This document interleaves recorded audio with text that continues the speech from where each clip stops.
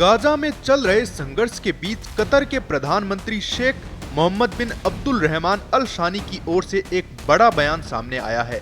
उन्होंने कहा कि इजराइल ने दोहा में हमास नेताओं को निशाना बनाकर जो हमला किया, उसने गाजा में बंधक बनाए गए लोगों की रिहाई की हर उम्मीद को खत्म कर दिया है। दरअसल इजराइल और हमास के बीच अक्टूबर 2023 से अब तक संघर्ष जारी है। उस समय हमास ने इजराइल पर हमला किया था और 200 से ज्यादा लोगों को बंदी बना लिया था। करीब 48 बंधक अभी भी हमास की गिरफ्त में हैं, जिनमें से माना जा रहा है कि लगभग 20 लोग अभी जीवित हो सकते हैं। इसी दौरान मंगलवार को कतर की राजधानी दोहा में एक रिहायशी इलाके में हमला हुआ, जिसके पीछे इजराइल का हाथ बताया गया। रिपोर्ट्स के मुताबिक हमले का मकसद हमास के नेताओं को निशाना बनाना था। हमास की तरफ से कहा गया कि उनके शीर्ष नेता इस हमले में बाल बाल बच गए, लेकिन इस दावे का अभी तक कोई पुख्ता सबूत सामने नहीं आया है। इस हमले में खलील अल हया के बेटे और उनके 3 अंगरक्षक और कार्यालय प्रमुख की मौत हो गई। खलील अल हया हमास का सीनियर नेता और प्रमुख वार्ताकार माना जाता है। बता दें कि कतर और मिस्र अब तक गाजा संघर्ष को रोकने और बंधकों की रिहाई के लिए मध्यस्थ की भूमिका निभा रहे हैं। अमेरिका के कहने पर ही कतर ने दोहा में हमास के राजनीतिक नेताओं को शरण दी थी ताकि बातचीत की संभावना बनी रहे, लेकिन इस हमले के बाद हालात और ज्यादा बिगड़ गए हैं। कतर का मानना है कि अब बंधकों की रिहाई मुश्किल हो गई है।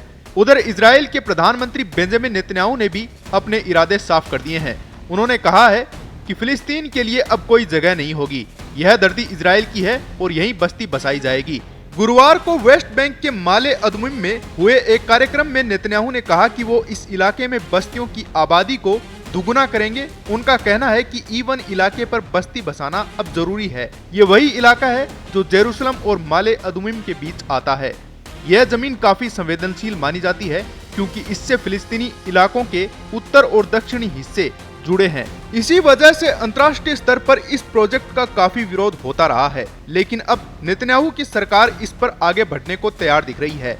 बीते महीने इजराइल के वित्त मंत्री ने इस जमीन पर करीब 3400 घर बनाने की योजना का समर्थन किया था। ऐसे में इस पूरे घटनाक्रम से साफ है कि न सिर्फ गाजा में हालात खराब हैं, बल्कि कूटनीतिक स्तर पर भी तनाव गहराता जा रहा है। एक तरफ बंधकों की रिहाई की उम्मीदें टूट रही हैं, दूसरी तरफ इजराइल फिलिस्तीन विवाद एक बार फिर से और भी जटिल होता जा रहा है। ताजा अपडेट के लिए आप जुड़े रहें पत्रिका के साथ। नमस्कार।